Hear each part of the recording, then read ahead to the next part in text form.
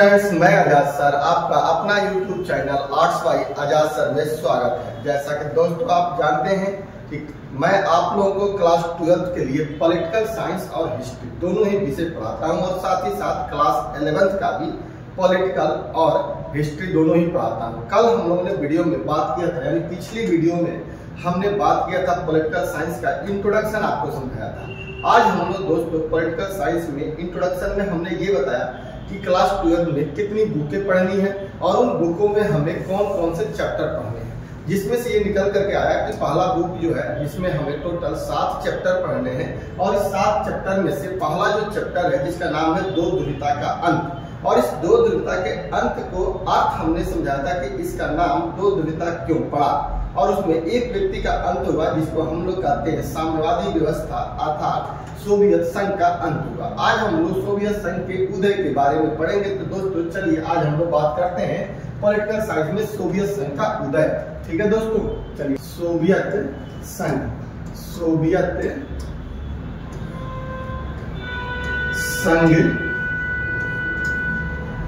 का उदय।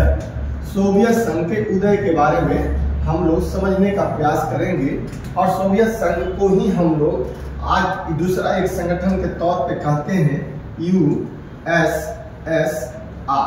सबसे पहले दोस्तों आपको ये जान लेना चाहिए कि USSR का मतलब क्या होता है।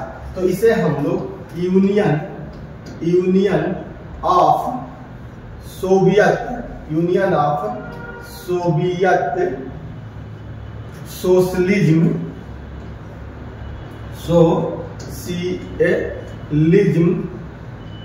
ऑफ रिपब्लिक कहते हैं, ठीक है दोस्तों, अर्थात यूनियन सोवियत सोशलिज्म रिपब्लिक अर्थात USSR को हमने ये नाम दे दिया। ठीक है दोस्तों, पहली बात क्लियर हो गई। अब हमें ये समझना है कि ये सोवियत संघ का उदय कैसे हुआ और क्या क्या प्रक्रिया हुई। तो कहा जाता है कि सोवियत संघ का उदय 1917 में एक विचारधारा के द्वारा हुआ था जिसका जनक लेनिन को माना जाता है। किसको माना जाता है? लेनिन को माना जाता है, जिसे व्लादिमीर लेनिन कहते हैं। दोस्तों हुआ ये था कि 1917 ईस्वी से पहले 1917 ईस्वी से पहले रूस में, अर्थात इस सोवियत संघ का उदय कहाँ हुआ था? रूस में हुआ था। तो 1917 से पहले रूस में एक राजा का शासन हुआ करता था। रूस में किसका शासन होता था? राजा का शासन होता था। राजा जिसका नाम था जार निकोलस द्वितीय।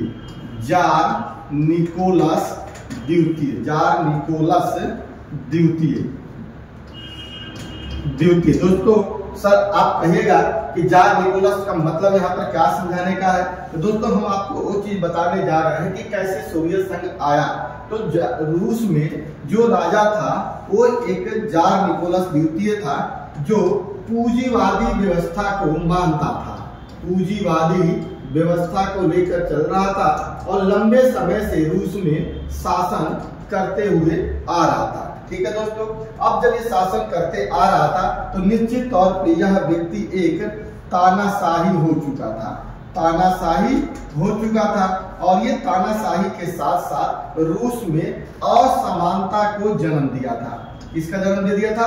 असमानता को, क्योंकि जब पूंजीवाद अपने चरम पे हावी था तो ऐसे में इस व्यवस्था के तहत यानी पूंजीवादी व्यवस्था के तहत समाज में कुछ लोग ज्यादा अमीर बन गए थे तो कुछ लोग ज्यादा गरीब बन गए थे, जिसके वजह से रूस में क्या हो गया था कि लोगों के बीच में असंतोष ने जन्म ले लिया था। अर्थात वहां पर गरीब और अमीर के बीच में एक गहरी खाई पैदा हो गई थी और ऐसे ही परिस्थिति में एक व्यक्ति था जिसका नाम लेनिन था, जो गरीब लोगों का यानी जो समाज में गरीब लोग थे, इन्हीं गरीब लोगों का वह क्या करने लगा? नेतृत्व करने लगा। इसने नेतृत्व करना शुरू कर दिया और इसी ने गरीबी को ही नेतृत्व करते हुए उनके अंदर समाजवाद की झलक को दिखाया और कहा कि अगर हम समाजवाद रूस में लाते हैं तो पूरी जनता एक समान हो जाएगी। अर्थात हम दोस्तों इसको आगे बढ़ते हैं, अर्थात इसमें क्या हो जाएगा कि अब एक समता मूलक समाज की स्थापना हो जाएगी। कैसी? तो समता मूलक समाज की स्थापना होगी। कैसी होगी? समता मूलक समाज की स्थापना होगी। अर्थात एक ऐसा समाज होगा जिस समाज में किसी प्रकार का भेदभाव नहीं होगा और ना ही कोई गरीब होगा और ना ही कोई अमीर होगा, सभी लोग इक्वल होंगे। इस समता मूलक समाज के पक्ष में एक आंदोलन किसने किया? तो उस आंदोलन को लेनिन ने किया और यही आंदोलन आगे चल करके 1917 में रूस में एक आंदोलन के रूप में तब्दील हो गया, जिसे हम बोल्शेविक क्रांति का नाम देते हैं। बोल्शेविक क्रांति कहते हैं। क्या कहते हैं? बोल्शेविक क्रांति कहते हैं, जो राजा के खिलाफ या पूंजीवादी या तानाशाही व्यवस्था के खिलाफ यह एक क्रांति थी 1917 में। इसे कभी कभी हम लोग रूस की क्रांति भी कहते हैं, अर्थात इसको समाजवादी क्रांति के नाम से भी जानते हैं। यानी इसे बोल्शेविक क्रांति, रूस की क्रांति, समाजवादी क्रांति और कभी कभी तो कुछ लोग इसे खूनी क्रांति के नाम से भी जानते हैं, जो रूस में 1917 में हुआ। किसके नेतृत्व में हुआ? तो लेनिन के नेतृत्व में हुआ और लेनिन ने इसका नेतृत्व दिया, जिसके बाद लंबे समय से चली आ रही रूस में जार की तानाशाही व्यवस्था, जो जार निकोलस की तानाशाही व्यवस्था थी, जार निकोलस की, उसको समाप्त कर दिया गया और समाप्त करके रूस में एक नई व्यवस्था को लाया गया। इसी को हम क्या नाम दिए?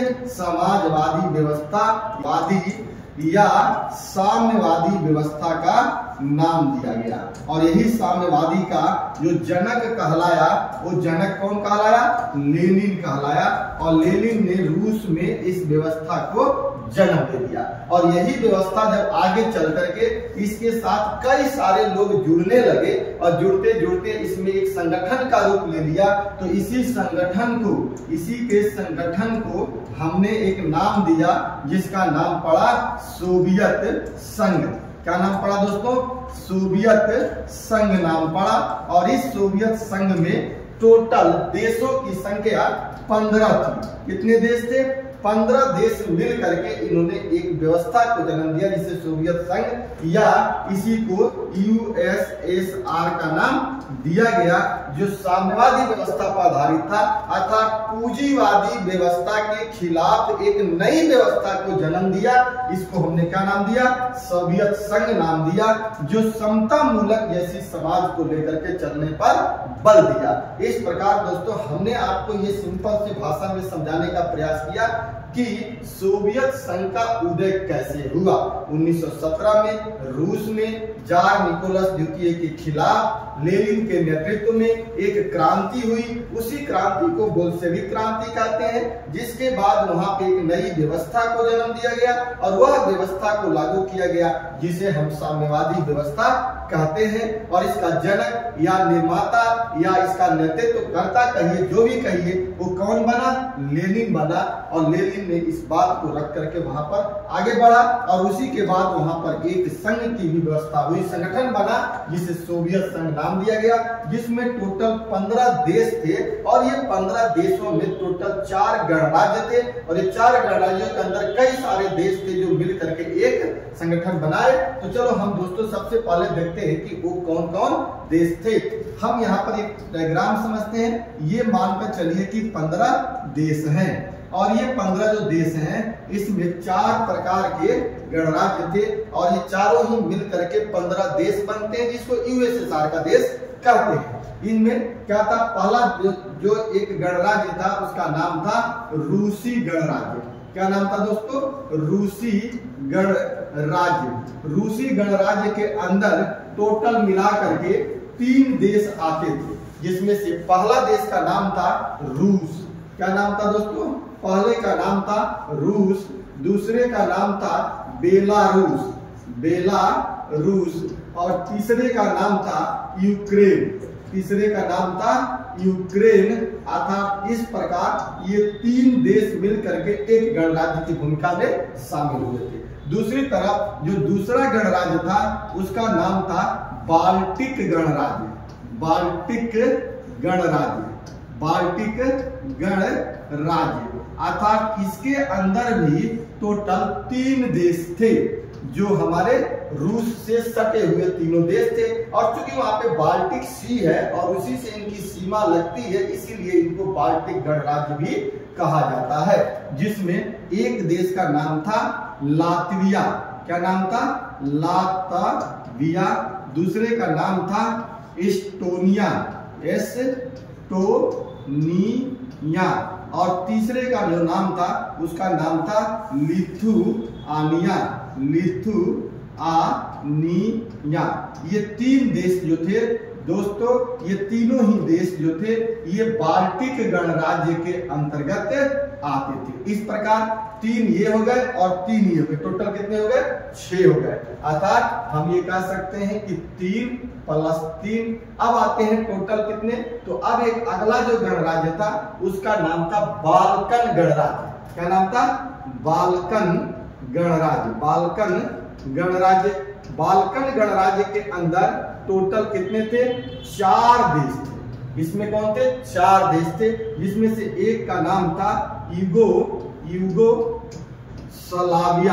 यूगोस्लाविया ये था जो आगे चल करके कई टुकड़ों में 7 टुकड़ों में टूटता है। दूसरा जो देश था इसका, उसका नाम था रोमानिया, रोमानिया। और तीसरे का नाम था अल्बानिया, अल्बानिया। और चौथे का नाम था बुल्गारिया, बुल्गारिया। अर्थात इस प्रकार देखा जाए तो ये 4 देश थे जो चारों देश मिल करके बाल्कन गणराज्य, जो यूरोप के बीचों बीच मध्य यूरोप में पड़ता है, ये बाल्कन गणराज्य थे। इस प्रकार दोस्तों 4 यहाँ पर इंक्लूड हो गया। और 5वां जो गणराज्य था उसको हम लोग मध्य एशियाई गणराज्य कहते थे। क्या बोलते थे उसको? मध्य एशियाई गणराज्य, जिसके अंदर 5 देश थे। तो टोटल अगर आप जोड़ते हैं तो ये टोटल कितने हो जाते हैं? 15। जो मध्य एशियाई गणराज्य था उसके अंदर हम लोग देखते हैं कि कौन कौन थे। तो एक था हमारा चौथा जो गणराज्य था उसका नाम था मध्य एशियाई गणराज्य, मध्य एशियाई गणराज्य। ठीक है, मध्य एशियाई गणराज्य। इसके अंदर जो सेंट्रल एशिया के थे, इसके अंदर टोटल हमारे 5 देश आते थे। अर्थात इसको हम पांचों को हम समझ सकते हैं। सबसे ऊपर हमारा कजाकिस्तान था, एक का नाम था कजाकिस्तान। उसके बाद हमारा उज्बेकिस्तान,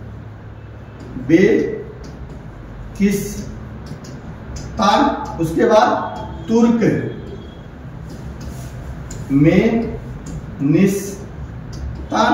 ये हो गए कितने? 1 2 3। और चौथा जो देश था उसका नाम था ताजिकिस्तान।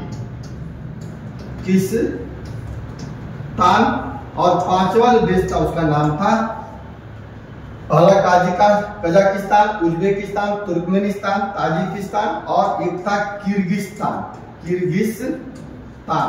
ये 5 देश जो थे दोस्तों ये मध्य एशियाई गणराज्य थे। इस प्रकार आपने क्या देखा?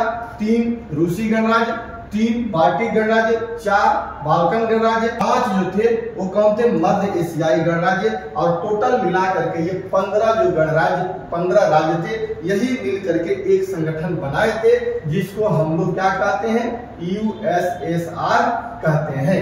आप इसे का मैप पर भी देख सकते हैं।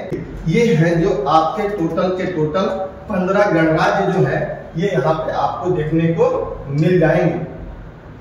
ठीक है, जिसमें देखिए ये जो है एक यहाँ पर ये रसिया का पार्ट है टोटल। ये जो है आपका मैंने बताया जो रूसी गणराज्य जो था, ये बाल्टिक गणराज्य 1 2 3 ये बाल्टिक गणराज्य हो गए। रूस के साथ ये बेलारूस और ये यूक्रेन हो गया। यहाँ पे आपके बाल्कन गणराज्य हो गए। और ये जो है आपके क्या थे? मध्य एशियाई गणराज्य जो 1 2 3 4 5 तो इस तरह से आपके टोटल 15 देश थे जो आपके यूएसएसआर के सदस्य के अंतर्गत आते थे। इस प्रकार दोस्तों अगर आप ध्यान से मैप को भी देखेंगे, समझेंगे, तो आपको ये समझ में आ जाएगा कि हमने आपको कैसे बताया। तो दोस्तों अगले वीडियो में हम लोग मिलते हैं। आज हमने आपको केवल ये समझाने का प्रयास किया कि यूएसएसआर की उत्पत्ति कैसे हुई। अगले में हम देखेंगे कि इसकी प्रणाली और इसके जन्मदाता और इसका विकास आगे कैसे होता है। जय हिंद, जय भारत।